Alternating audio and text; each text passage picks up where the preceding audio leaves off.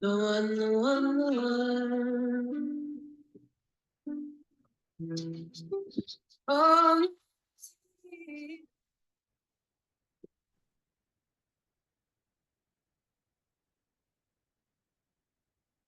Good morning, Rika.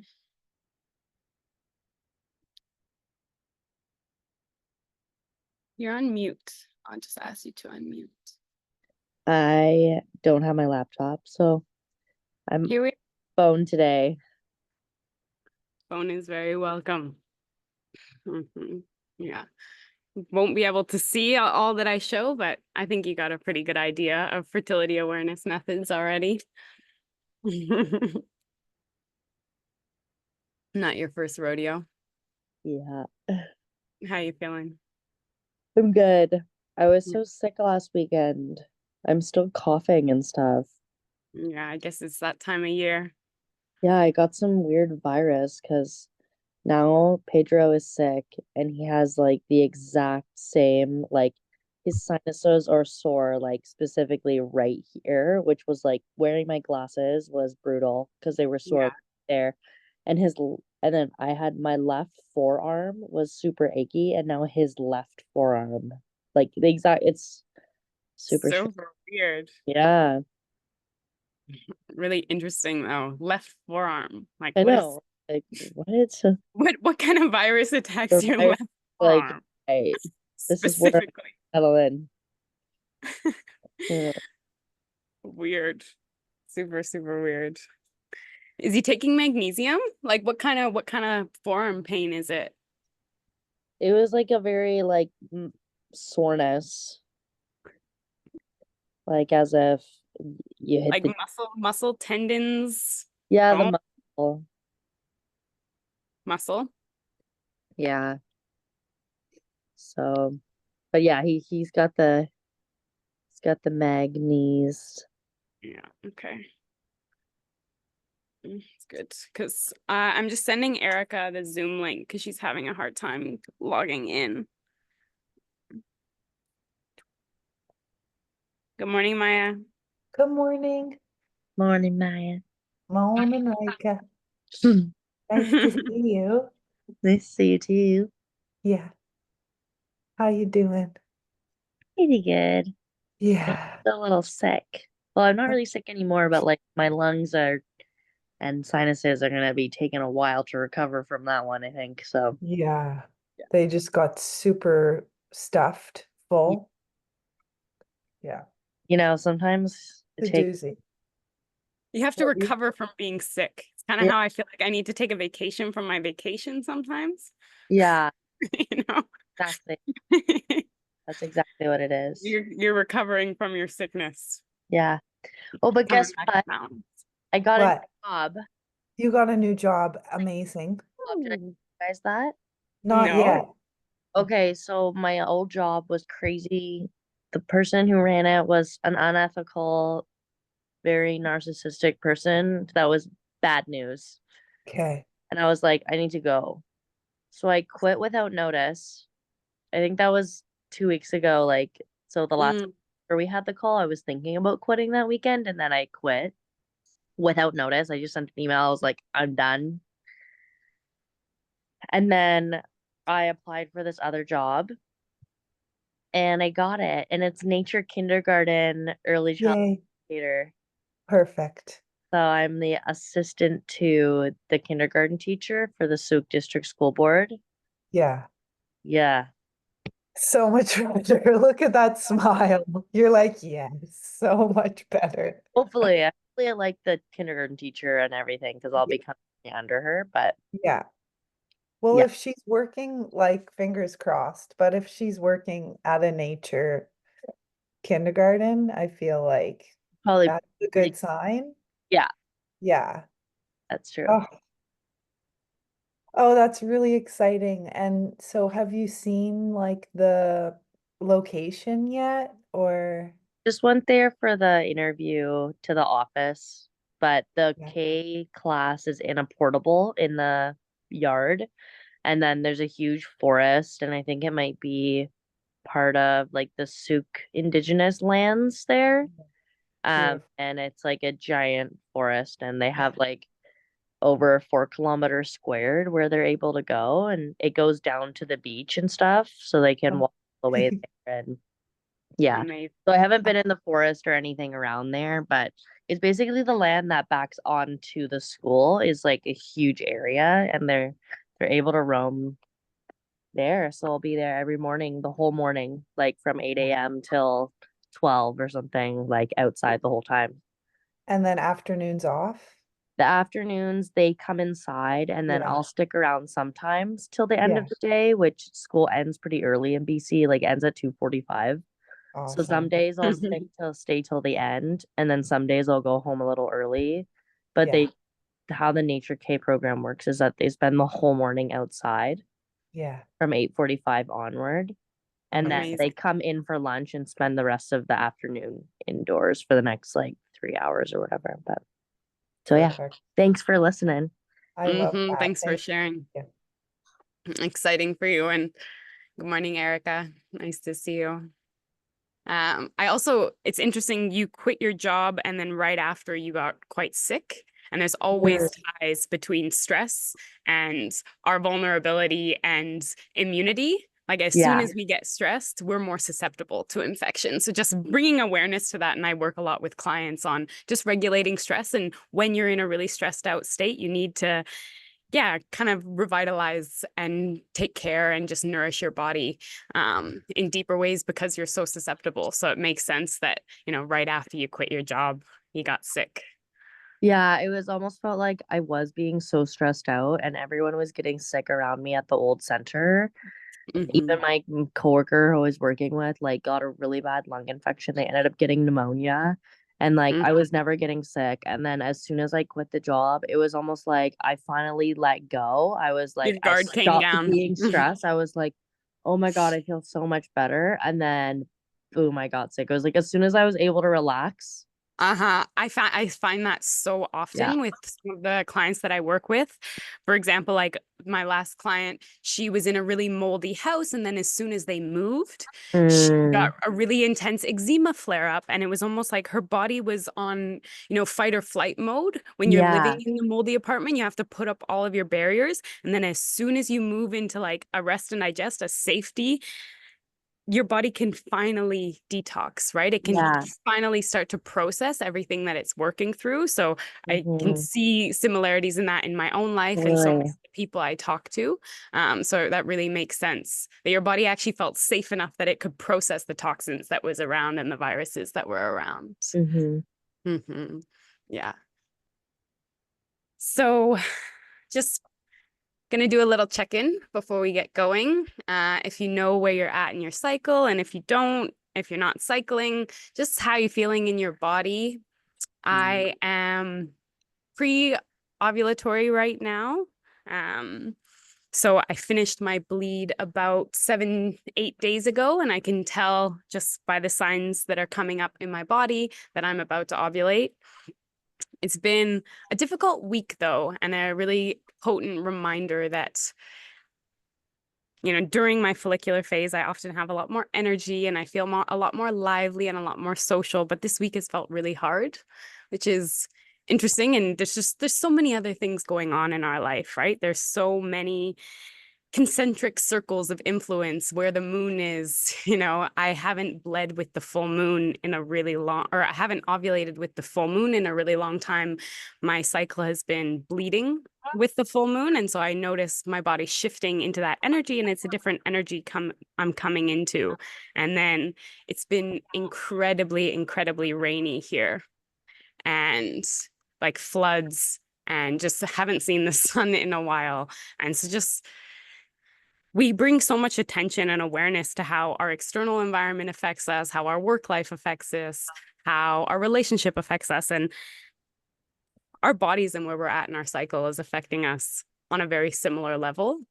So just bringing attention to that. But I definitely do feel like something shifted in the last 24 hours, just with the passing of this full moon and the start of my ovulatory cycle. Like I probably will ovulate in the next day or so. So definitely feeling that shift in energy.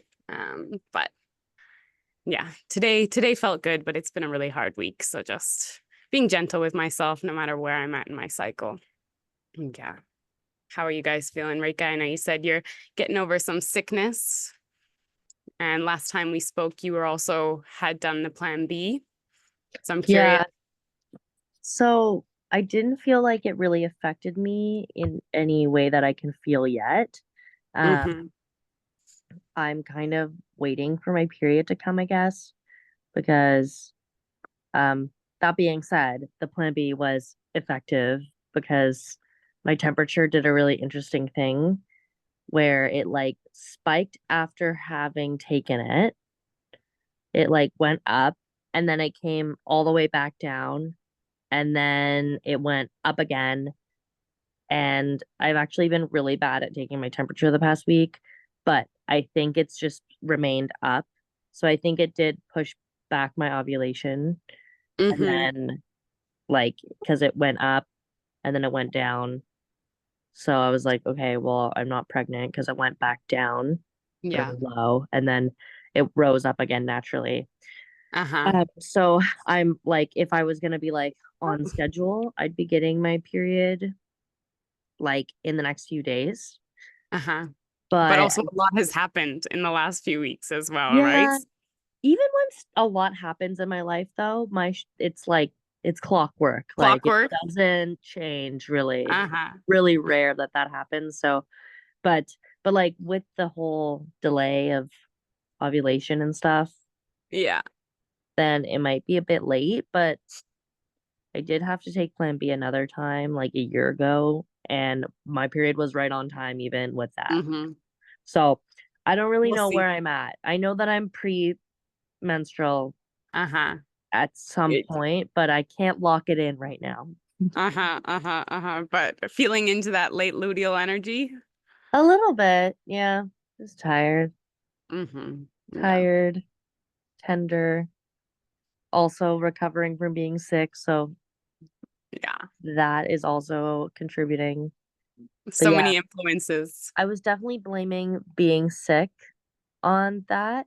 But now I'm realizing, oh, I probably am like the late luteal vibes as well. That's probably also why I'm tired. So yes, Yeah. reminding myself of that.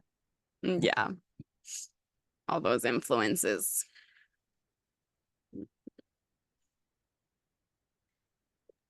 I'll share. Yeah. Okay, first Please of do. all, I received my Wee Moon 2025 planner Yeah. Oh, and I'm so excited. The theme this year is Growing Edge, and Mm-hmm. I just am so happy to receive it. And so I was reading it um yesterday, started reading it because there's so much information in it. But the first at the beginning of the agenda in January, the first poems and art are about the moon. And I'm Aha. nice. thinking of sending a picture to y'all because I know you love the moon. Look at her. Yes, Love the please. moon. Wow. Look at Mhm. our beautiful, just amazing. And um, yes. So, oh, the moon. Yeah. I love that. Yeah, so I'm really pleased that this arrived and was also feeling super tender and tired yesterday. So it felt really good to kind of, my roommate went out. And so I had the house to myself and I just like had a really nice quiet Mhm. evening and lit some candles and that You were felt also really good. bleeding this past week, right? Yeah, so I Yeah. started bleeding on the 9th Yeah. and I had like a really beautiful bleed, like no pain, just like bright red blood came 30 days after my last Uh-huh. cycle. So I don't know, it just felt really good. And Hmm.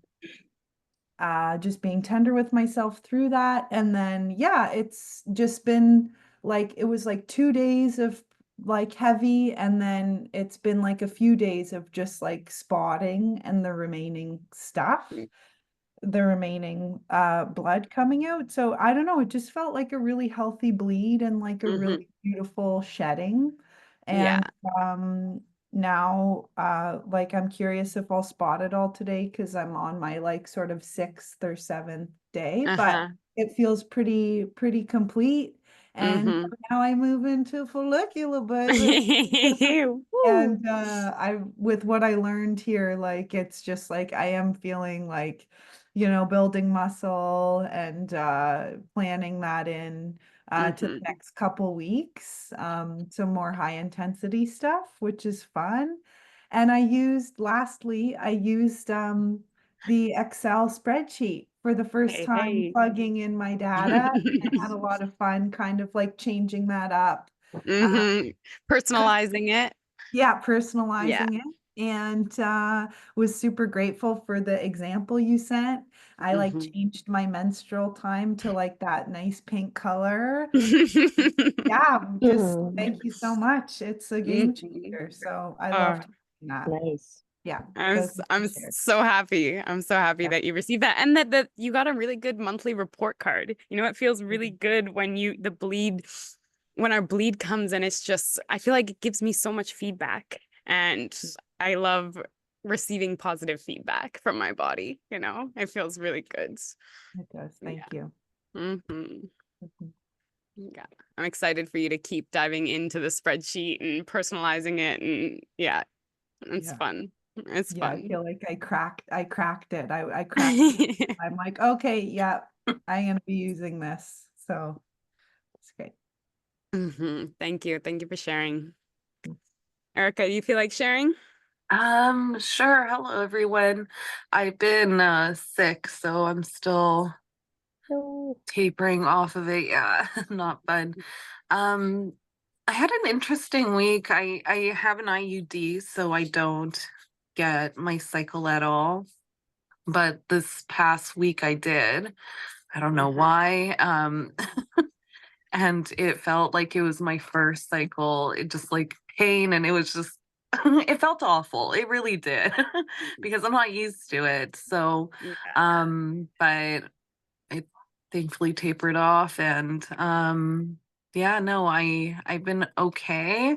I'm just sick. Yeah. Sick Yeah. and full moon and bleeding and life. Yeah. Yeah, for sure. And how long has it been since you bled last? In about 3 years. No, even Wow. more than that. How old are you, Bella? 9 years? 9 years. It's been a 9 years. very Wow. long time. So, yeah. So that's why it was interesting and it was very painful, I gotta say. Okay, get dressed, Uh-huh. please. Yeah. Sorry, I have my daughter. I need to get them ready for That's okay. Kumon. But That's okay. You got responsibilities and kids to tend to. Never have to sure. apologize for them. Yeah, so today we're going to be speaking about fertility awareness methods. So I'll share my screen and we can go through together and just, I really wanted to share about how much this practice has brought into my life. And even Maya, with you saying, you've unlocked it. And I'm so excited for you to continue unlocking it because it's just brought so much, so much into my life and so much clarity and connection with my body. Um, and we spoke about birth control last week, which is particularly hormonal birth control. And it's really eye-opening to see the different ways that birth control is marketed to us and taught to us. And when I was becoming sexually active and in phys ed class, I didn't really feel like there was any other option. And so to learn this other option and to get to know my body on this level has been an absolute game changer. And I just wanted to share this video, Maya, we spoke about last week about the two birth control methods, Seasonelle and Seasonique. Do you remember I talked about how it's being marketed to women? And I Yeah. think this is a really eye-opening video of how birth control has evolved and changed and is marketed to us. Thank Um, you. let me see if can you hear that? You can hear it? Maybe just turn it up a little bit. Yeah. Yeah. I think I have to actually share my audio, I think is what I have to do. You have to share audio. That's Share right. sound. Yeah. Who says all birth control pills have to be the same? Who says? Who says 12 periods a year on the pill? Who says? Did you know? Did you know? Did you know that when you're on a birth control pill, there is no medical need to have a monthly period? Like other birth control pills, Seasonique is 99% effective and you take it every day. But instead of getting your period every month, you get it every 3 months. That's 4 periods a year. My doctor told me I'm more likely to have bleeding or spotting between periods. This can be slight to a flow like a regular period and should decrease over time. Like other birth control pills, prescription Seasonique has serious risks, including blood clot, stroke, and heart attacks. Smoking increases these risks, especially if you're over 35. If you've ever had any of these conditions, certain cancers, or if you could be pregnant, you should not take the pill. The pill does not protect against HIV or STDs. Get all the facts at Seasonique.com. Who says that time of the month has to be every month? Who says? Who? Repunctuate your life with fewer periods. Ask for Seasonique. Okay, can I Yeah. just say, Yes. oh my God, they're marketing it like like active women, and they're like be active, like you don't have to have the inconvenience of having a period because we're go-getters and Mhm. woohoo, we don't have to have a period. Like, oh my gosh, that's Yeah.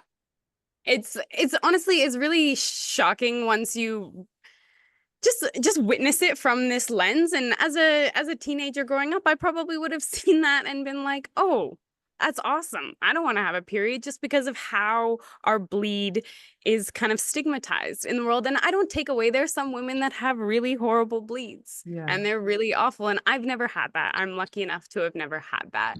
But also, if your bleed is really painful and it's really horrible, it's a sign, like, and symptom management is a thing, but it's a sign that something deeper is going on that needs to be tended to and needs to be looked at. And it's often just a Band-Aid fix.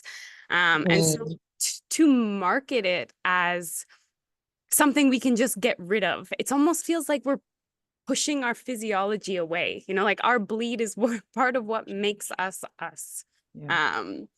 And I do understand the importance of freedom and the importance of choice and being able to, you know, I have some friends that are, you know, athletes or dancers, and the thought of not having to manage their bleed when they have a performance, you know, that sounds really enticing. But it's also, we shouldn't have to dance or perform when we're bleeding. And that's just the reality. It's not the bleed that we take away. It's that, you know, we shouldn't have to show up in that way. Another thing that I heard this week was that the birth control pill, and Maya, we talked about the origins of birth control and just where that came from, but it was also the first drug ever marketed and designed and put on the market to disrupt or stop a natural process in a healthy human being. And that gives a really good framing, you know. It's a natural process. It's a healthy human being, and we're just completely stopping that process. Yeah, what if there was like a pill or something and they're like, sleep? You don't need to sleep every night. You only need to sleep every second night. Be that's more called productive. Adderall. Sleep less. Repunctuate your life, which is the name of this commercial, which is like, come on. It's kind of Like, funny. Yeah. Anyways, Yeah. yeah, go on. Sorry. Just eye-opening. This is kind of the place that we've gotten in our culture, is that we don't need to have a period. You know, we don't need to eat them. We can stop this natural process. And I say that, you know, bleeding, and not just bleeding, but all 4 phases of my cycle, is like saying we don't need to have winter. You know, let's just get rid of winter. But the thing is that, you know, summer's not as good, spring is not as good, and fall is not as potent if you don't have winter. It's the contrast, and it's the polarity, and it's that balance. So while I understand the importance of choice and freedom, and that, you know, birth control gives women a lot of options, I just want to be really mindful about the way that we speak about our body, the relationship that we have to our body. And birth control, especially hormonal birth control, it disconnects us from our body. And really, like, I spent a lot of my life in a disassociative state from my body. And the relationship I have to my body is the most important thing I have. It's the way that I speak to my body, how I feel in my body, my sense of safety within my body. These are the most important things we have. It's the relationship I tend to first and foremost. So birth control, especially hormonal birth control, and then having marketing that frames it like this. You don't need to bleed anymore, but bleeding is part of who we are. Last week, we spoke all about hormonal birth control, but we didn't really touch on copper. So I just wanted to talk about the copper IUD quickly. And I've had a copper IUD. My body really, really rejected it. And copper IUDs, they're one of the most effective forms of birth control. So they're 99.5% effective. And they're non-hormonal. And so hormonal birth control has always been demonized, especially in recent years. And so the copper IUD was kind of like this panacea, you know? It's the silver bullet that's really easy. You only have to insert it once and it's good for 7 years. It's really effective. But in my personal experience, it was really traumatic, honestly, my whole copper IUD experience. And it's kind of framed itself as being non-hormonal, but it actually has a lot of negative effects on progesterone. And many women these days are actually progesterone deficient. So I just wanted to bring some attention to that. Another thing is understanding how the copper IUD actually works. So it creates localized inflammation in your uterus. So it makes your uterus an inhospitable place for sperm to live, but also it's creating inflammation in your body, right? So sperm is a natural substance, and if it doesn't want to live in your uterus, that's a sign that your uterus probably isn't a very healthy place. It also can lead to copper toxicity. So copper is really important, and I do mineral work, and copper is really important inside of our cells, but if it's extracellular, it can actually create a lot of oxidative stress and damage and lead to issues of copper toxicity in our body. So it's really important just to have awareness around these different forms of birth control and just know, I went on the copper IUD because I thought it's non-hormonal, and I know that messing with my hormones is not a good thing, but creating a toxic environment in our uterus is also not a good thing, right? And yeah, the effects on us minerally and as a whole become very apparent. There's no such thing as a targeted effects. Yes, it's localized, but it impacts every facet of our being. I also had coffee with a friend the other day, and she just got her copper IUD taken out, and she said, I felt like a frog, like I felt like a lab. She said, I just went back to grade 9 science class when we were dissecting frogs on the table, and that's how I felt.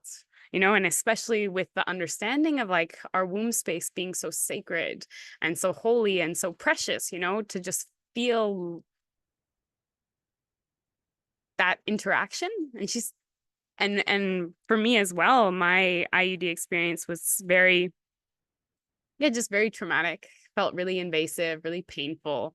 And so what are we willing to put our bodies through?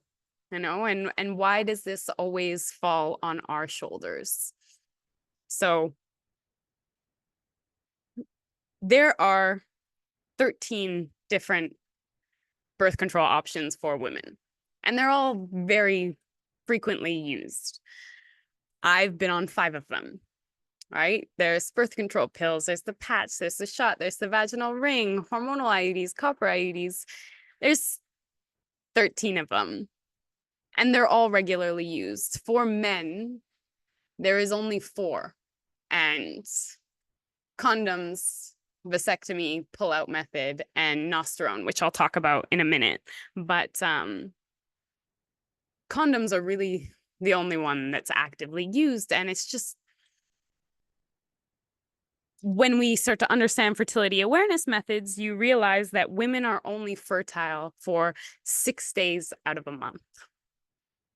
And we'll talk about that, but men are fertile from the time they go through puberty until they're in their old age. They are fertile 365 days a year. And as we saw last week, hormonal birth control has a lot of implications on our bodies and just what we're willing to put our bodies through. We saw, the statistics from Denmark, which show that women from the ages of 13 to 19 that go on hormonal birth control are 50% more likely to be diagnosed with depression and anxiety. Right? Like, that's not a small number. And for me, it just didn't feel like there was any other option. I was just, as soon as I was sexually active, I was going on birth control. That's what I was taught as the responsible thing to do. And when you think about men and their relationship with birth control, I've had men say, there's men that don't even want to use condoms. And the biggest implication of using a condom is that you're a little less sensitive, right? Women have an increase in risks of depression and anxiety for their hormonal contraceptives. And for men, it's a little less sensitive. So I just want to bring attention to, just why the weight always seems to fall on our shoulders, and it's not a conversation that we're having. So nosterone is actually a hormonal birth control for men that's under review right now. So it's a male hormonal birth control, and it's a gel. And this gel, it contains synthetic progestin and synthetic testosterone, and it stops the man from producing sperm. It makes the man think that he already has enough sperm and you don't need to produce any more. So it's similar to how the NuvaRing works in a woman, which I was on for a little while, which is nosterone, so a synthetic progesterone and estradiol. And I didn't know this, but with the nosterone, it's the progestin that stops the body from producing sperm, but it also stops the body when you're producing sperm, you're also making testosterone. And testosterone is what make men feel like men a lot of times. So if you're taking this without synthetic testosterone in it, men start to lose their libido. They can't, they're not as active. They don't have as much energy. So with this hormonal birth control, they do both. And that's the same with women. So it's actually the progestin that stops us, but it's the estradiol that makes us feel like ourselves. So this is still in clinical trials, but it's a gel that men put on their shoulders every morning. And after a few months, it stops their body from producing sperm. So it's still in clinical trials, but I listened to some interviews with some men that are part of the trials, and it seems to be really effective. Not a ton of side effects, at least from the interview that I heard, but probably come to market in the late 2020s. But again, I don't think there's any such thing as a free lunch. So it's great that there's more options and it's not all falling on the shoulders of women. But I would still be curious about, just what the long-term side effects of it are. And we really don't know what the long-term side effects of hormonal birth control on women is. Like, we've seen the statistics, but really it's relatively new and it hadn't really been tested long-term. And so we're still finding those out.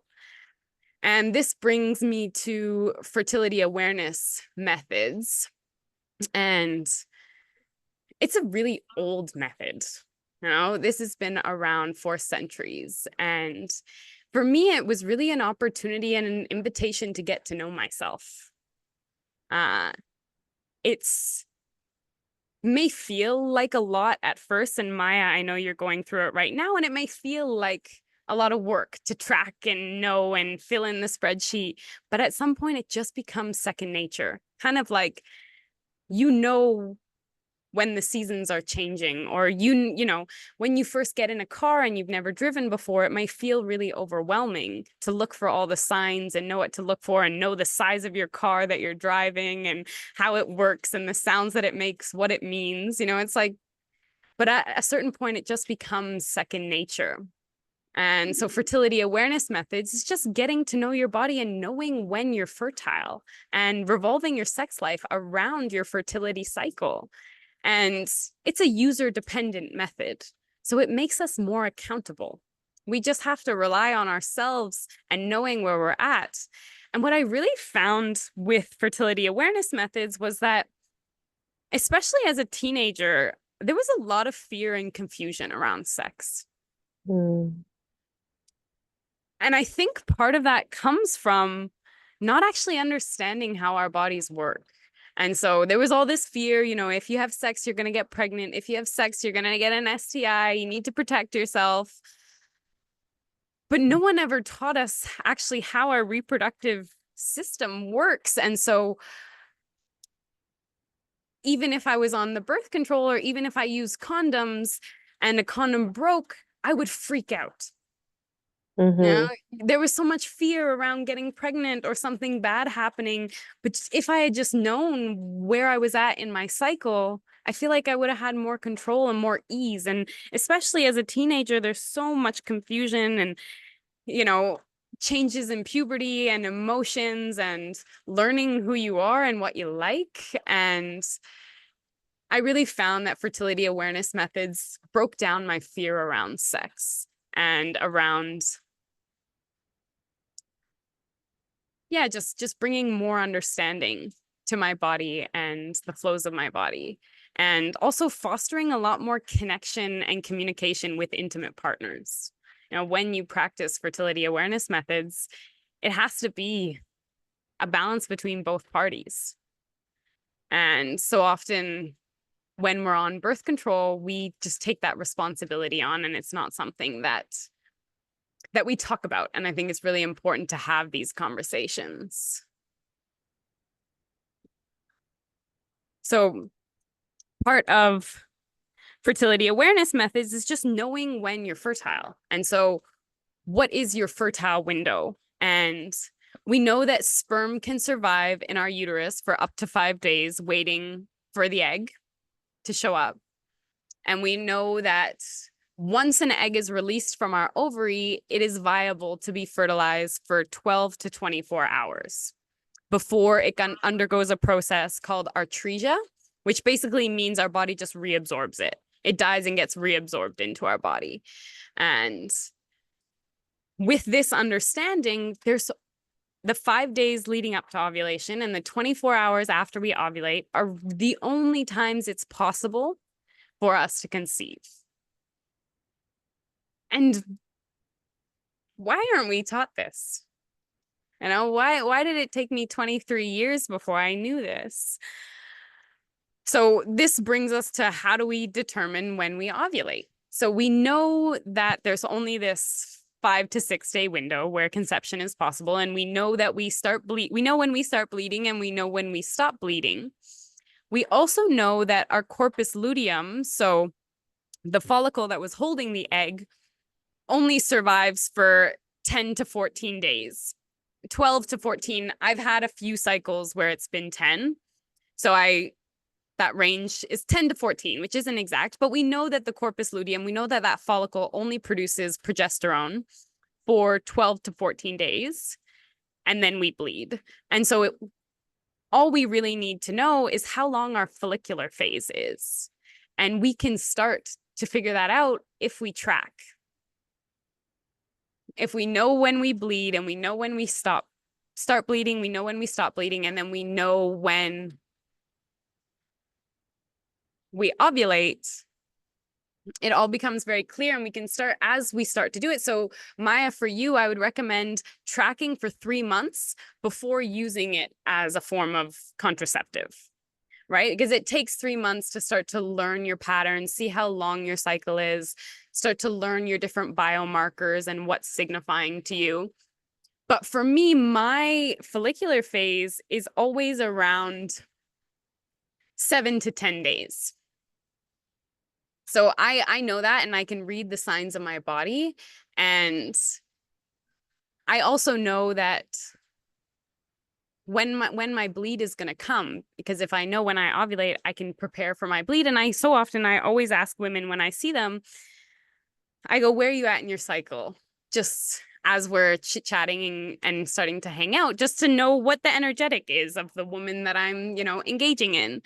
And everyone, and I used to be like this too, grabs their phone to tell them where they're at, and oftentimes, the apps can tell you, be a good predictor, but they're also based on, all other women, right? And kind of, it's not specific to you, which is why I love using the Excel spreadsheet, because I start to notice my own patterns. Oh, I have a pattern of I'm usually 10 days after I ovulate, I bleed. And so you really get to know yourself and rely on yourself and your own understanding, which I think is so empowering. And fertility awareness methods has been the most empowering form of birth control that I've used. And so our body is always speaking to us. And there's signs that we can look for. So when we're menstruating, obviously we know what our bleed is like. In our follicular phase, we're not fertile, at least for the majority of our follicular phase. Another thing about our follicular phase is that our immunity is quite strong. And I love this understanding. When your cervix is open and it's ready to receive sperm is actually a foreign entity. And so our immune system actually downregulates to allow the sperm to come in. Because it's a foreign entity, normally our body, anytime anything foreign comes into our body, it's like attack, attack, attack at the foreign entity.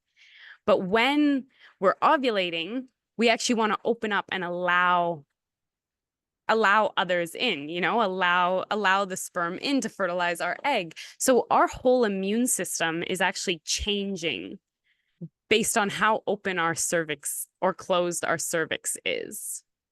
And I found this super fascinating. So when we're bleeding, our cervix is open to allow the shedding to happen. So our immune system is weaker. In our follicular and luteal phase, our immune system is stronger because it's not letting anyone in. And then when we ovulate, our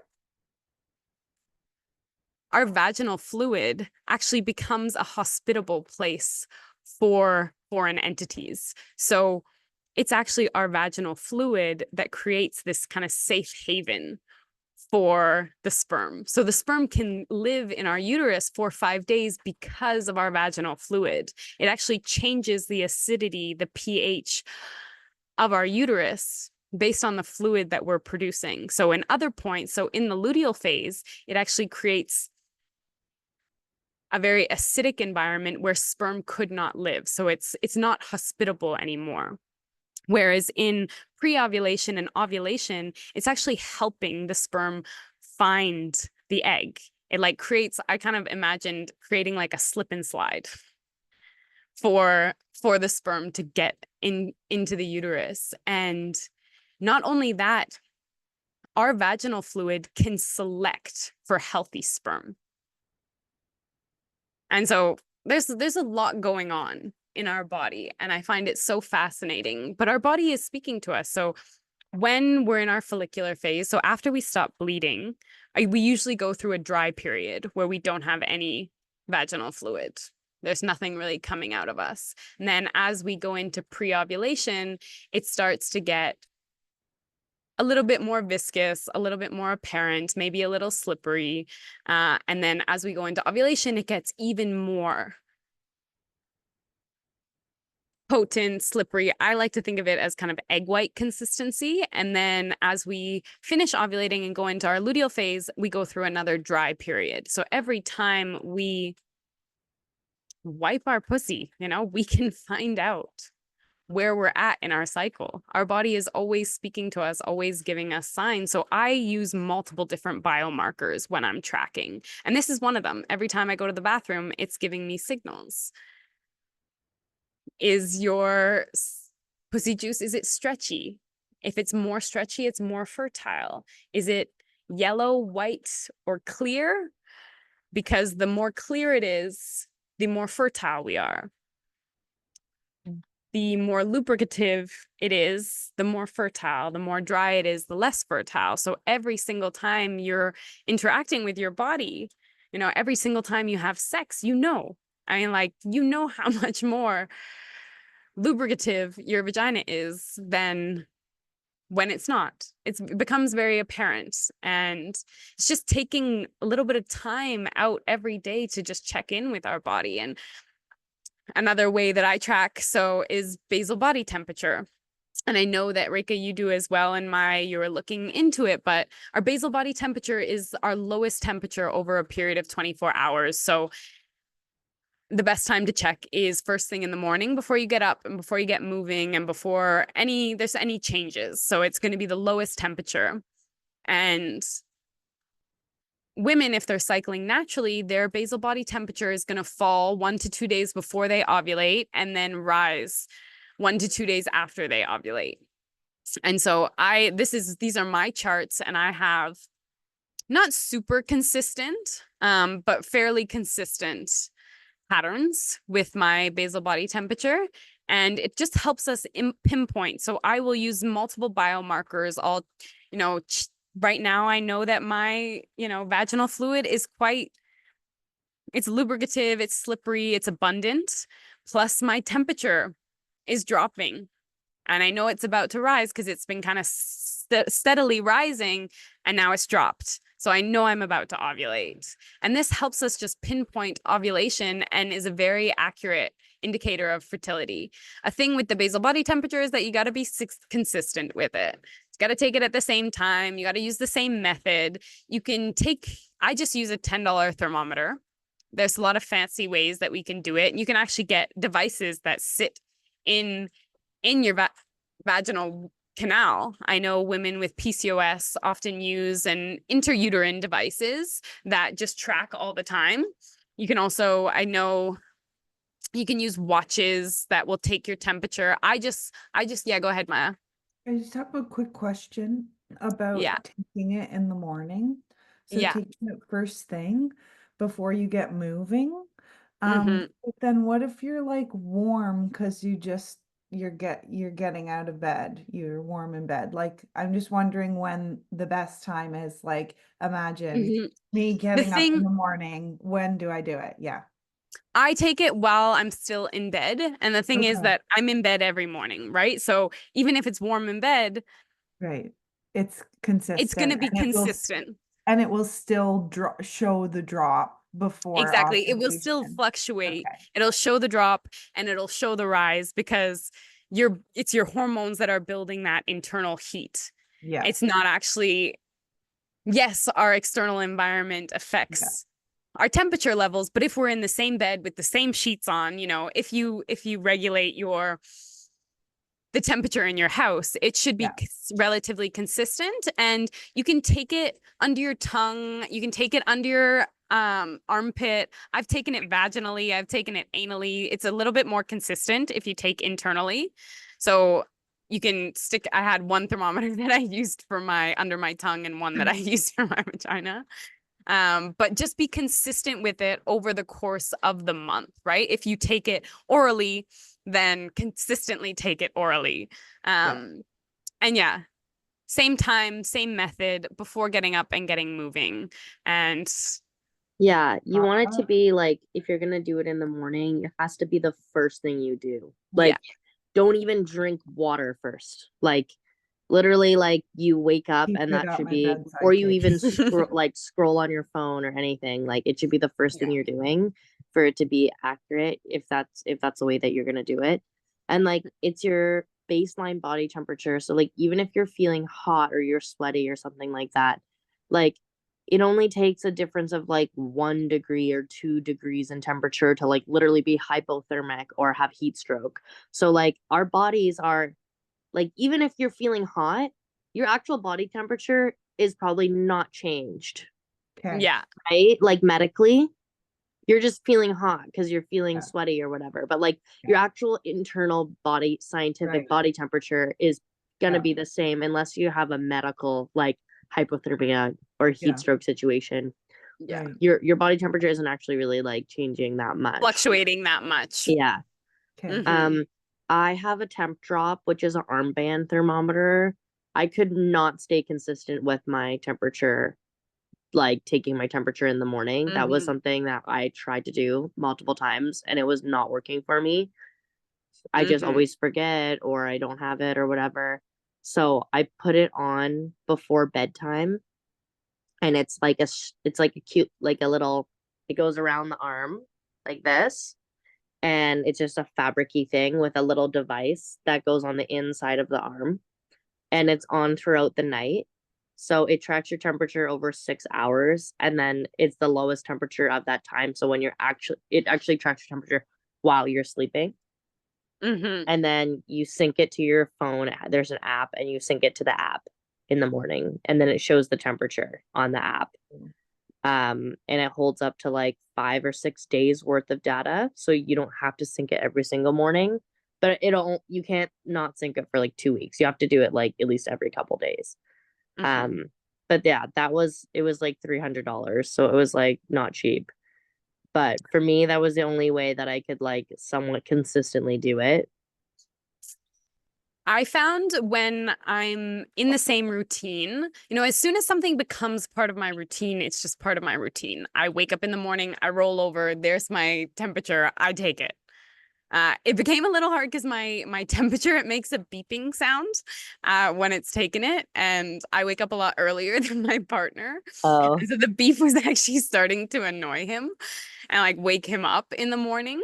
And so I'm looking for one, like, again, I spent $10 on it, and I, tracked for months and months and months. And now the thing is that I tracked for, probably consistently 6 months. And now I just know, like, I know when I'm about to ovulate.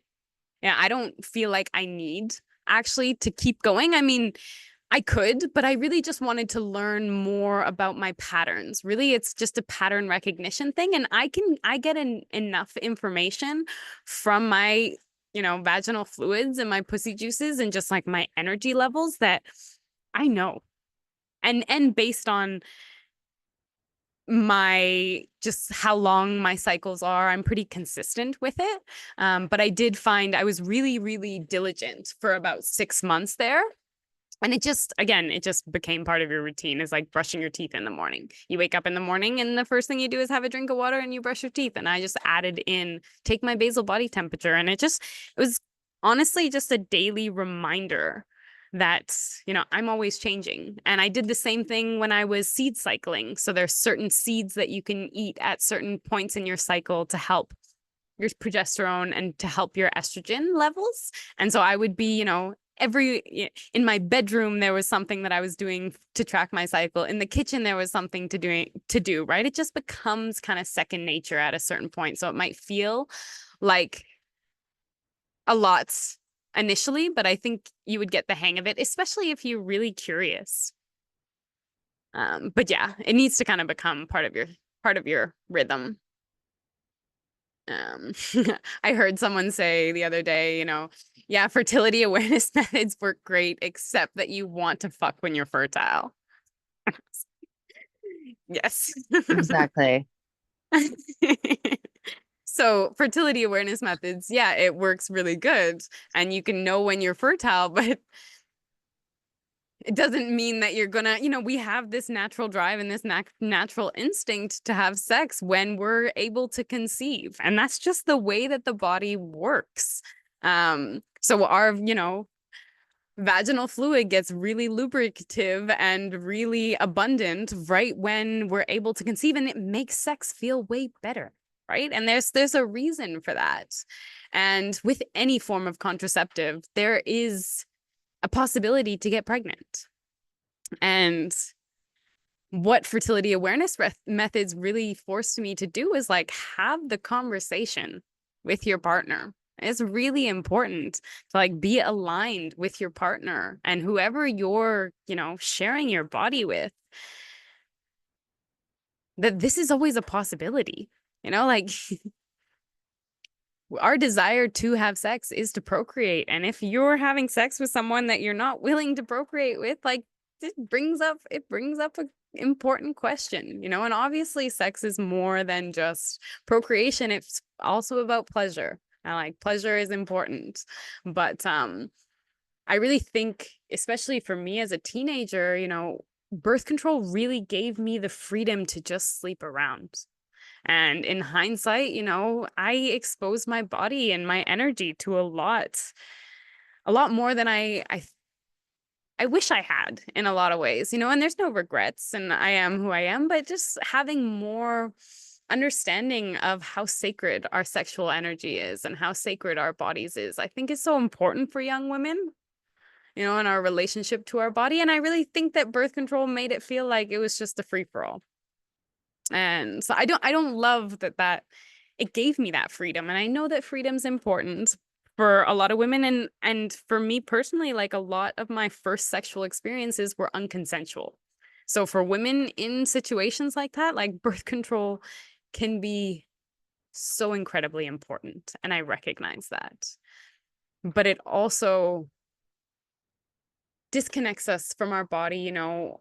It gives us this ability to be able to have sex without any repercussions, you know, or the possibility of getting pregnant, and not allowing us to have those conversations. So I really think that if we practice fertility awareness methods, we're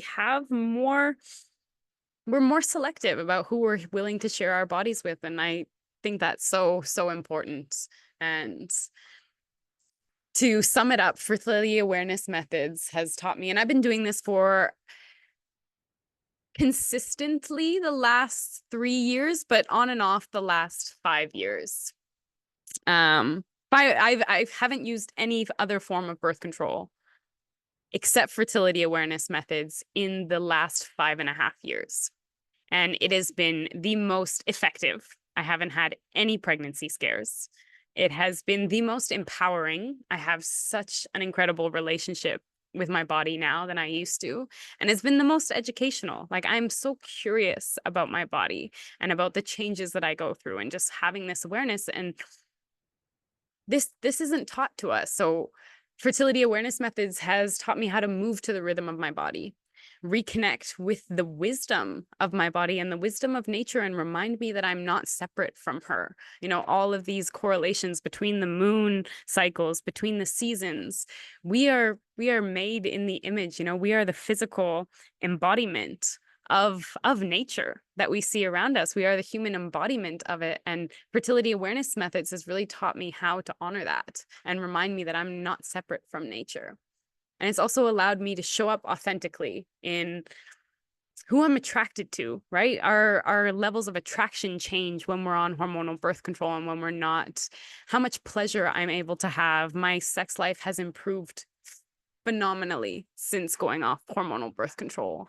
And the gifts and setbacks that I'm able to bring each day and learn, and how I smell. And I know where I'm at in my cycle based on my BO, which I find incredibly fascinating. Like when I smell sweet or when I smell sour, it gives me signals.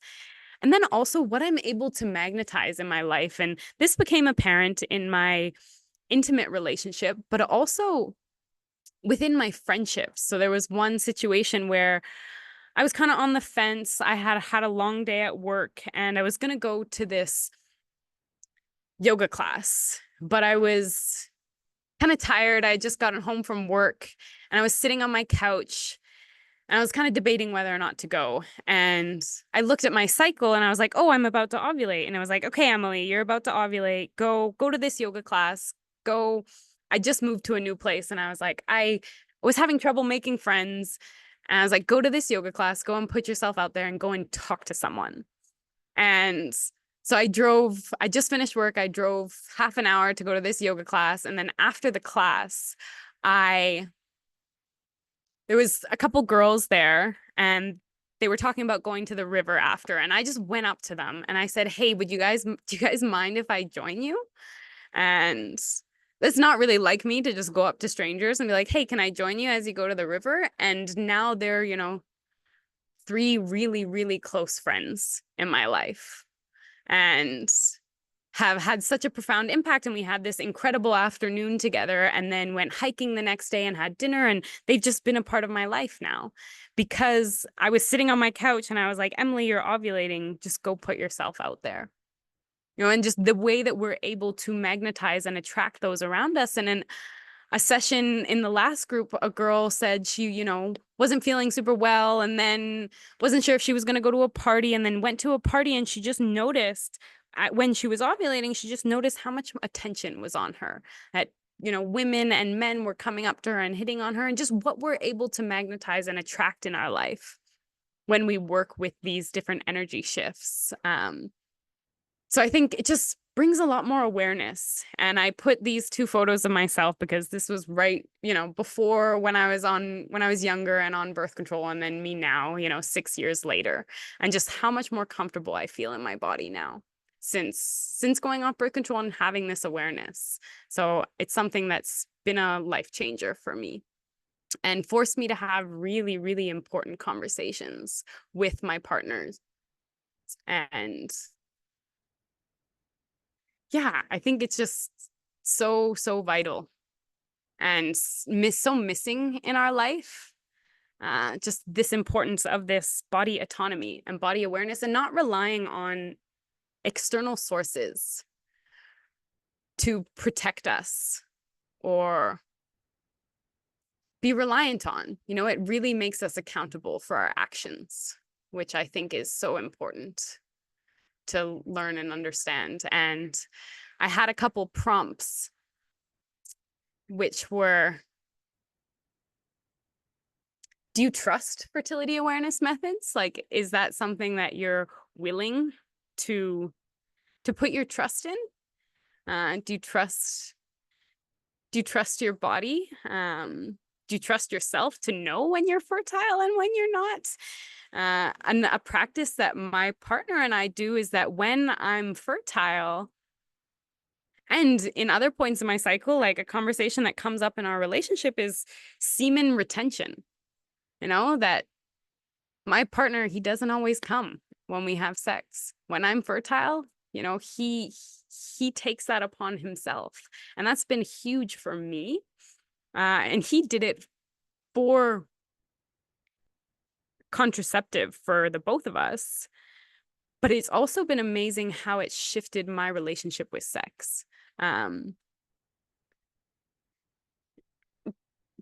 a teenager and growing up, I had a lot of sexual experiences that really impacted me and put a lot of patterns in me. And so sex for most of my teenagehood became about, the man's pleasure or the orgasm.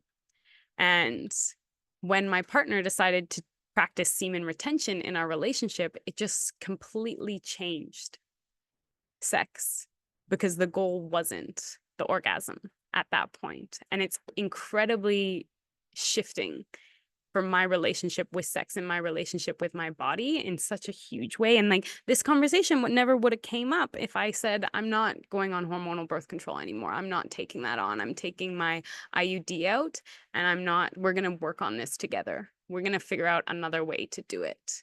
And this is how we found semen retention. And it's not something that we practice all of the time, but I was so shocked at how transformative and healing it was in my relationship to sex. So having those conversations with our partner opens up, it's a window into deeper connection and deeper intimacy. And yeah, I just think it really fosters such an important connection, both with our body and with our intimate partners, and just with this sacred part of ourself. So I'm curious if you guys, I know, Rekha, you do fertility awareness methods, and I'm in a long-term relationship, and it's a lot easier. If you would have told all of this stuff to my 16-year-old self, she probably wouldn't have heard it and wouldn't be open to it. And I think another thing that's really important to bring up is that if we're having sex and it's not with someone that we're willing to procreate with, what is the reason we're having sex in the first place? What needs are we fulfilling? Is it because we want connection? Is it because we want pleasure? Is it because we like to be desired? Is it, it asks a deeper question. And with my partner, we've done fertility awareness for 6 years now, and we've never had pregnancy scares, but there's a certain level of connection and love in our relationship that if I did get pregnant, it would be something that we would manage together. I don't feel isolated and alone. And for a long time in my relationships, I did. And so I relied on birth control.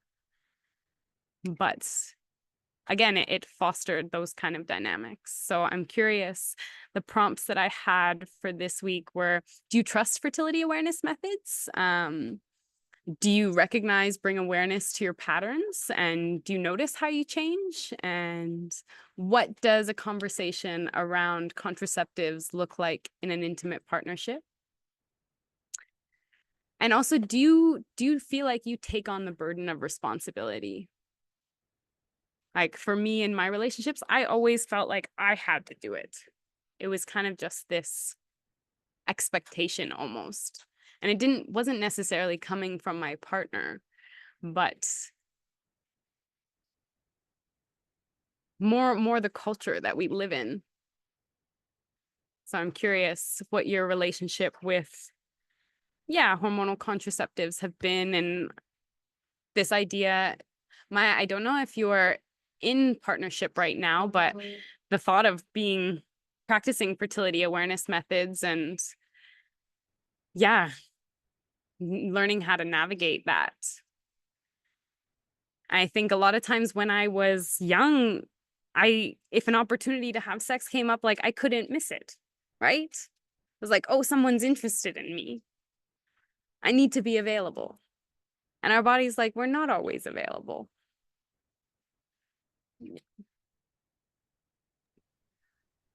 Yeah.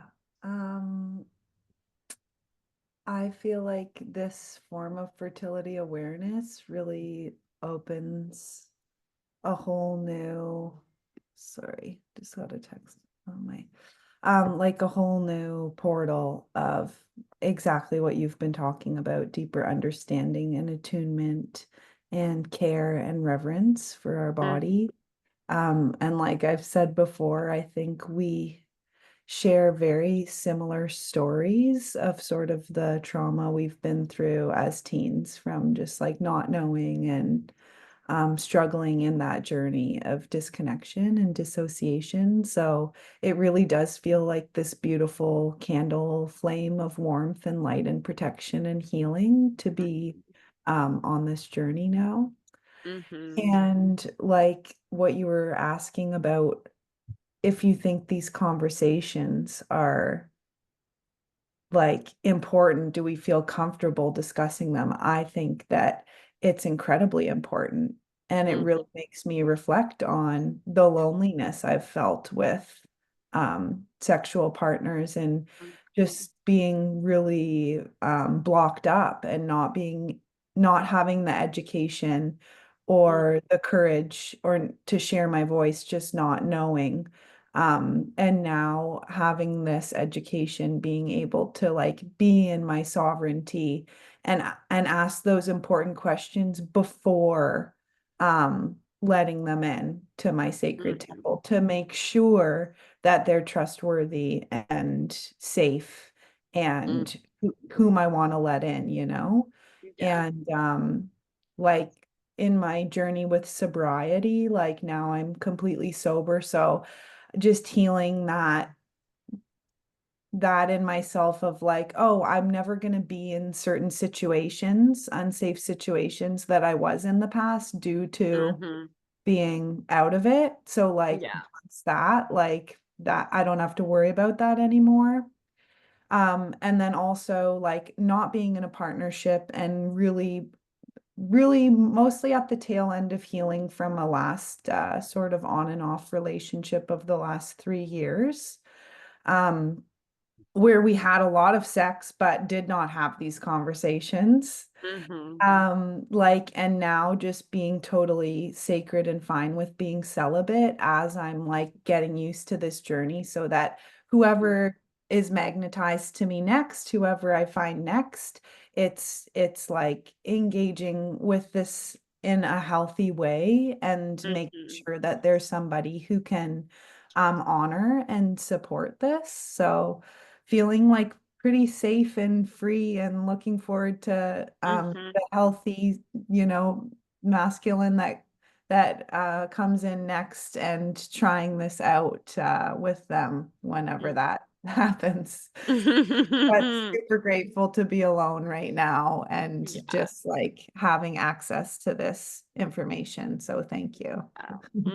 My pleasure, and thank you for sharing, and yeah, being vulnerable with us and just like sharing what's on your heart and calling that in, right? And right now, as you're sober and as you're celibate, like you have such an opportunity to cultivate this sense of safety in yourself and relationship with yourself and what you actually want, right? And I think for so long I was reliant on, you know, I think that we have a lot of similarities in our past of like, sexual trauma, addictions, alcohol abuse, and like the combination of the birth control and the alcoholism led me to a lot of really unhealthy relationships, and like pulled me further from my body, from my relationship to my body, from this like sacred sanctity that is my body. And so when we move all of that out of the way, we can come back into relationship with those things and cultivate healthy relationships with our body and with whoever, whatever partner we have next or partner that we have. So I'm really,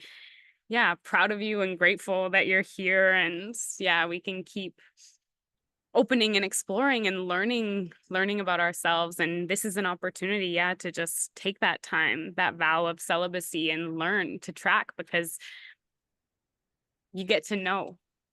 Right. And I think a lot of times when we have these expectations, if we're in a relationship and men are used to us being the ones on birth control, it can be hard to make that switch. But when that's the precedent in the relationship from the get-go, and like I have always been very firm, like I don't let my partner come inside me, because that is for making babies. And I think it's really interesting. And I think it actually changes a male's psychology if they're able to ejaculate inside of a woman and not have any, repercussions, or, I think that it actually changes our physiology, and so many men kind of just expect that now, that is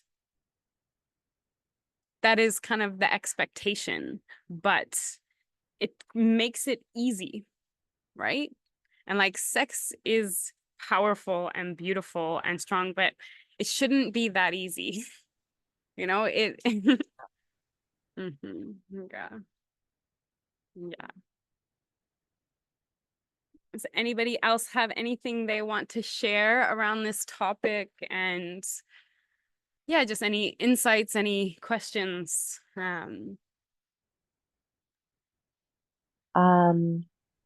I really like using fertility awareness, and I've been doing it for a few years now. I was doing it before as well, like even when I had a copper IUD. Mhm. Well, like vaguely. Like I only started taking my temperature in the summer, like consistently, because that's when I got a temp drop, and I've been able to be more consistent. Because it automatically makes a chart, so it's really easy to see the ups and downs. Mhm. I haven't made a spreadsheet chart yet. I want to, but I'm pretty bad at staying consistent with like computer stuff sometimes. Yeah. Yeah, it's really good. I feel more connected to my body in that way. It's just good for my mental health to know what's happening, because Mhm. it makes it easier to deal with the emotional ups and downs of what's happening. Because I think before, I used to just feel sometimes it just feels like I feel like shit, or I'm really struggling mentally or emotionally, like for no reason. But like as I have focused on knowing my cycle for the past like 5 years or whatever, I realized that usually when I'm feeling a mental health moment, it's Mhm. not for no reason. It's actually because I'm in my like luteal phase. And so that's actually really empowering, because it makes me feel less of like, oh, I'm like, I have bad mental health. I'm like, oh, I actually don't have bad mental health. I'm just having that week right now. Yeah. And it's like, it's not like I'm at the mercy of my life and everything is terrible and I feel so depressed or moody or sensitive and there's something wrong with me. I'm just like, oh yeah, you know, I really feel like shit right now, but I'm probably not gonna feel that way in 3 days when I start bleeding. This too shall pass. Yeah, it kind of makes it easier to go through those hard times because most of the time they are related to. Or if you can be like, oh yeah, I'm crying a lot because I'm in the cryy part of my cycle. Okay. Yeah, and this comes back to this there's always concentric circles of influence. There's so many things influencing us, and I love this, connection to the moon and what's happening astrologically, right? Because sometimes that can influence us too. It's like it takes the attention off of us as an individual, us as our ego, right? We're pointing the finger, what's wrong with me? Why do I feel this way? It's like there's so much more happening here.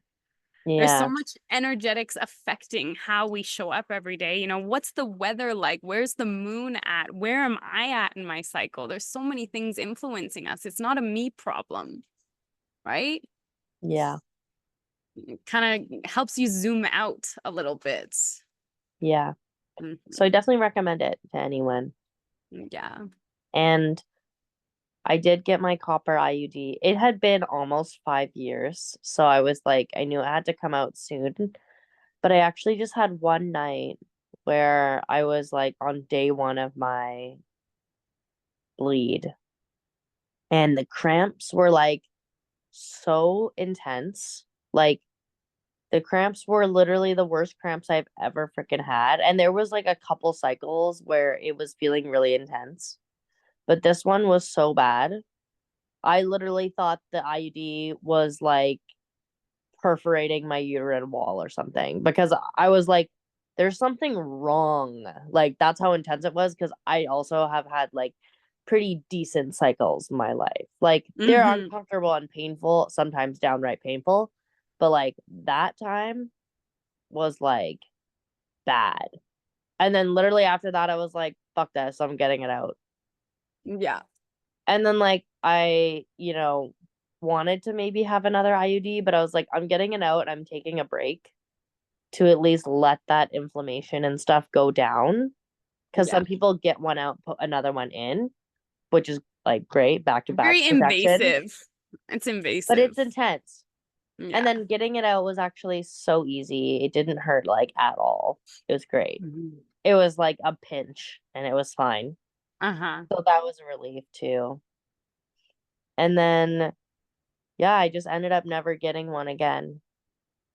But then I also got a little bit like in a fear mindset about I had met 2 friends in that time period who had really horror stories from IUD, like that affected their fertility.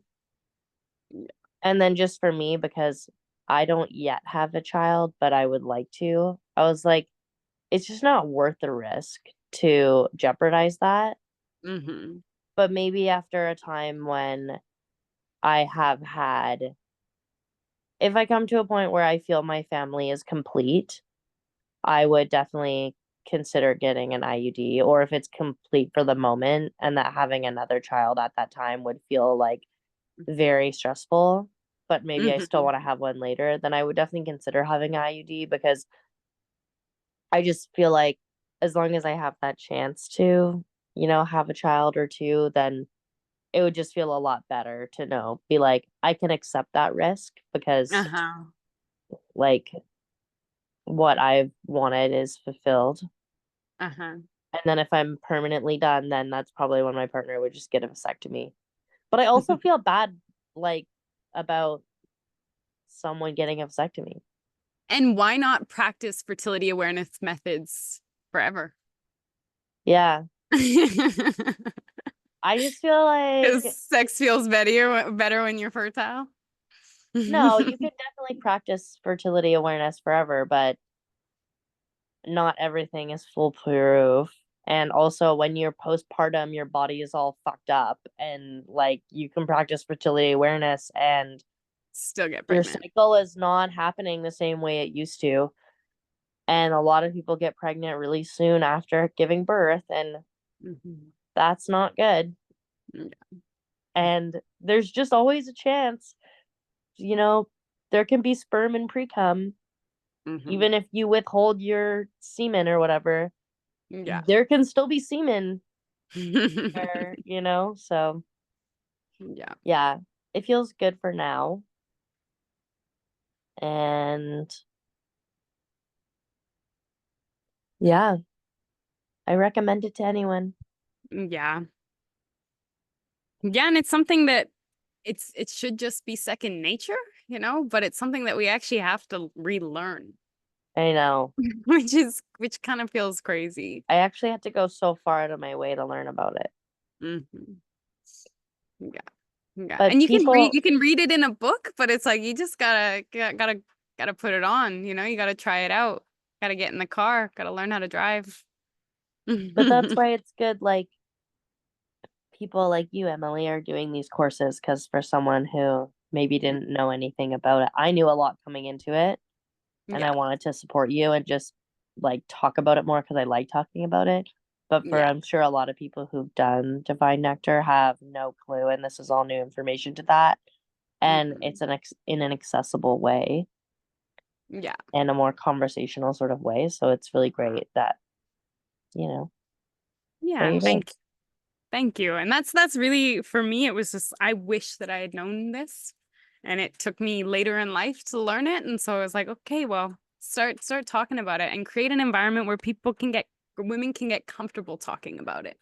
Right. And start to learn actually what it feels like. And so thank Hmm. you. Thanks for supporting me and supporting this mission, and yeah, being along for the ride and tapping into this just wisdom of our bodies. Hmm. And yeah. I was reading a book recently called Hormone Intelligence by Dr. Aviva Romm.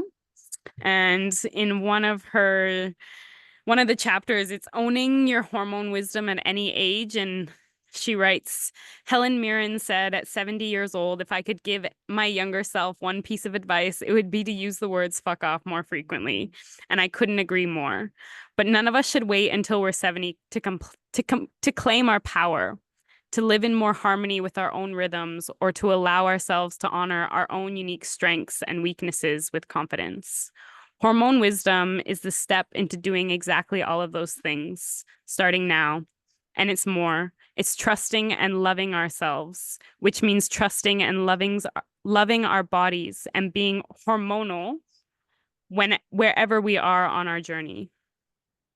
Perhaps the greatest lesson, paying attention to my hormone intelligence, has brought me to be more loving to myself, kind to myself, and gentle with myself, to stop judging and stop comparing. It's not easy, but this is just, I really want to drive home the point that fertility awareness has just taught me to love my body and be curious about my body on such a deep level, and to just keep staying curious and staying open and keep tapping into just this intelligence of our body and seeing it as so divine. When we see ourselves in that way, like, yes, it was hard to be consistent to take my temperature every day, but I was just so curious and so interested and so enthralled with how my body changes that I woke up wanting to know. So like keep bringing that curiosity, and don't make it feel like a chore, right? It's like, it's curious, it's fun, it's devotional.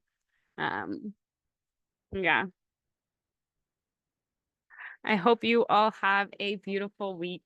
And next week, we're going to be talking about moon time, which is probably my favorite, because that was actually what got me into fertility awareness in a lot of ways. It was getting my copper IUD out and then learning how to honor and revere my moon time. So I'm excited to share that with you guys, and yeah, just create more ceremony in our life. And I really feel like, you know, with each phase, it's like it's a different ceremony. It's a different energetic to tap into. And the Moontime ceremony one is powerful. Yeah. Thanks, Emily. Yeah, thank you guys. Have a Bye. beautiful rest of your week. I'll see you next week. See you next week. Bye. Thank you. Bye.